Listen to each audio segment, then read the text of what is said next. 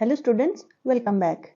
Let's solve the first 4 exercise questions of chapter 10 Light, Reflection and Refraction from class 10 NCERT Science textbook. These are the question numbers from 1 to 4. Let's solve them one by one. So the first question is, which one of the following materials cannot be used to make a lens? Water, glass, plastic and clay. So there are 4 options given. We have to find out of these 4 materials given which cannot be used to make a lens. Now lens is a substance through which light can pass easily. That is, it is made up of a transparent material. Now out of these 4 materials, water is transparent, glass is transparent, plastic, that is plastic sheet, that is also a transparent material, but clay is not transparent. So light cannot pass through it if the lens is made up of clay. So the answer is option 4, that is clay. Clay is the material that cannot be used to make a lens. So this is the correct option. Let's go over to the next question. The second question is, the image formed by a concave mirror is observed to be virtual, erect and larger than the object. Where should the position of the object? Between the principal focus and the center of curvature? At the center of curvature? Beyond the center of curvature? Or is it between the pole of the mirror and its principal focus? Now to answer this question, let us have a look at the image formation using a concave mirror. So here we see in the first case, when the object is at infinity, the incoming rays are parallel to the principal axis. After reflection, they meet at the focus and the image formed is a real image. It's inverted, it's extremely diminished in size and it's formed at the principal focus. In the second case, when the object is beyond the center of curvature, so this is your center of curvature, this is the principal focus. When the object is beyond the center of curvature at this point, the rays after reflection, they meet at this point and here is the image which is formed. The image is formed between the center of curvature and the principal focus and the image is real, inverted and it's diminished in size. In the third case, when the object is placed at the center of curvature, the rays after reflection, they meet at this point. Now the image is formed here at the center of curvature itself and the image is a real image, it's inverted and it's equal to the object size, that is the size of the object and the size of the image are the same. In the fourth case, we see when the object is placed between the center of curvature and the focus, the image is formed beyond the center of curvature over here. The image is a real image, it's inverted and it's larger or bigger in size than the object. In the fifth case, we see that when the object is kept at the principal focus over here, the rays after reflection, they go parallel to the principal axis and they meet at infinity where the object is extremely magnified. It's real, it's inverted and it's extremely magnified, that is highly magnified. Now in the sixth case, we see when the object is kept between the pole and the principal focus. So here is your principal focus and here is your pole.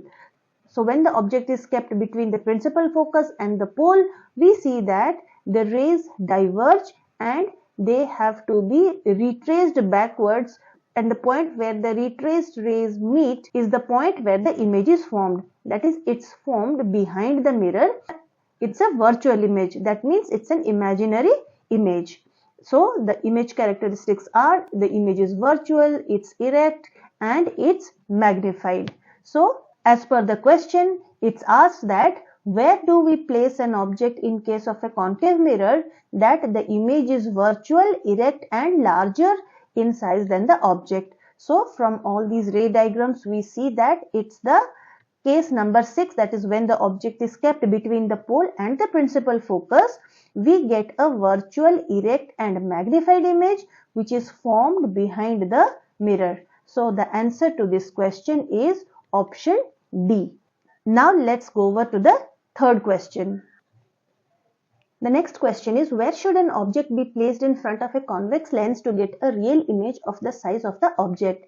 At the principal focus of the lens, twice the focal length, at infinity, or is it between the optical center of the lens and its principal focus? Now let's have a look at the ray diagrams for the image formation using a convex lens. The first case is object is at infinity.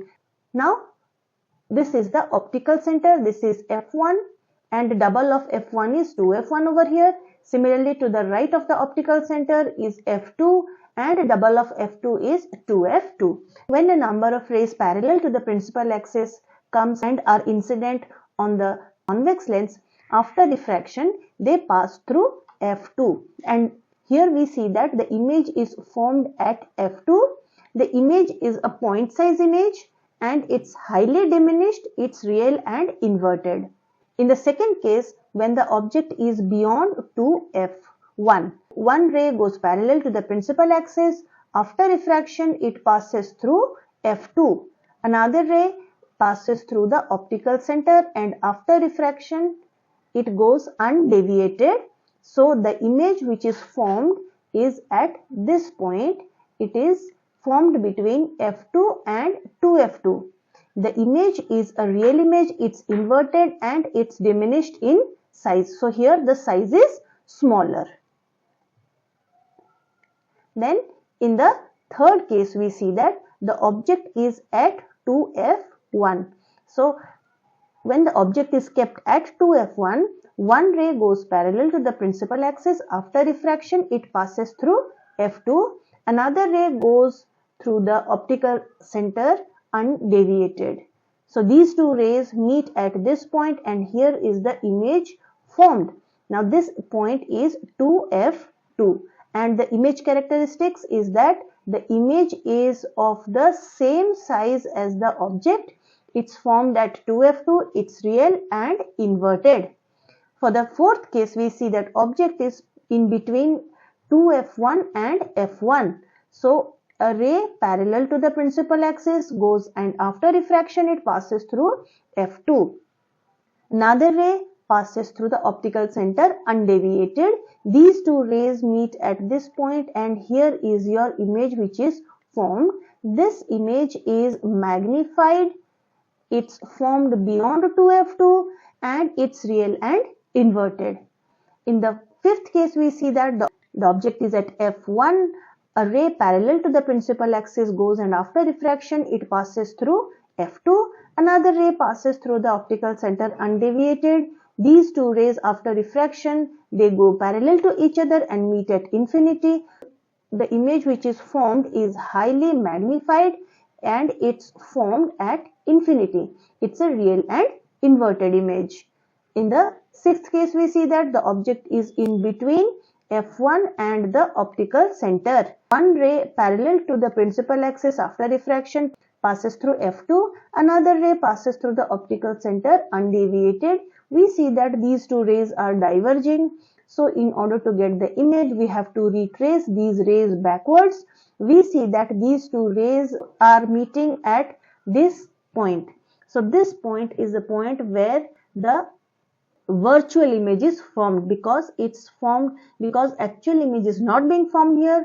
The image is an imaginary image which is formed by retracing the lines backward, and this image is erect, it's magnified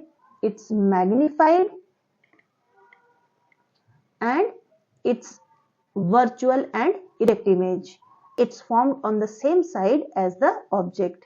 Now, understanding these ray diagrams, let's look at the correct option. It's asked that where should an object be placed in front of a convex lens to get a real image of the size of the object. That is, we have to get a real image. Now, understand children that wherever real image is asked, you have to see that which image is inverted.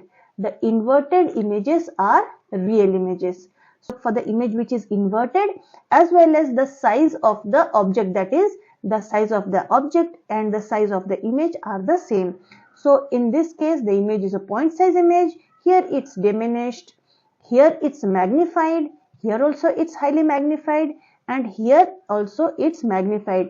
So the case where the image size is same as that of the object size, as well as the image being real, is this case. That is when the object is placed at twice the focal length, this one. So when the object is kept at 2f1, the image which is formed is of the same size as well as it's inverted, meaning that it's a real image. Option B should be your correct answer. Let's go over to the next question.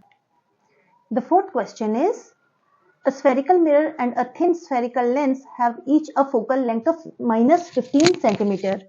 The mirror and the lens are likely to be both concave, both convex. The mirror is concave and the lens is convex, or is it the mirror is convex but the lens is concave? So first let us look at the focal length of the four optical devices. Now the focal length of a concave mirror is negative, because to measure the focal length we have to go towards the left from the pole.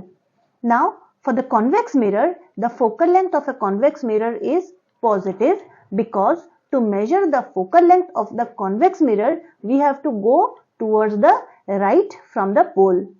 Now for a convex lens, here is the principal focus. So here we see that to measure the focal length we have to go towards the right from the optical center. So the focal length of the convex lens is positive. Now for the concave lens, to measure the focal length we have to go towards the left from the optical center. So the focal length of a concave lens is negative. So thus we see that a convex mirror and a convex lens have positive focal length. So we write here that convex mirror and a convex lens, they have positive focal length, whereas a concave mirror and a concave lens, they have negative focal length.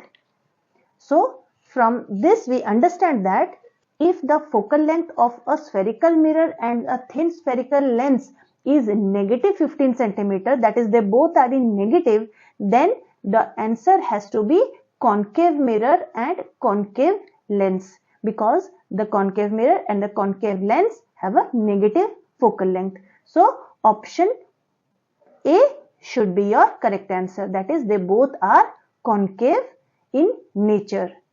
So now I hope you have understood the solutions to these questions and the video was helpful to you. Please like this video, share it with your friends and subscribe to the channel. Thanks for watching. Please watch the playlist containing the solved physics questions and numericals from the previous year's board exams.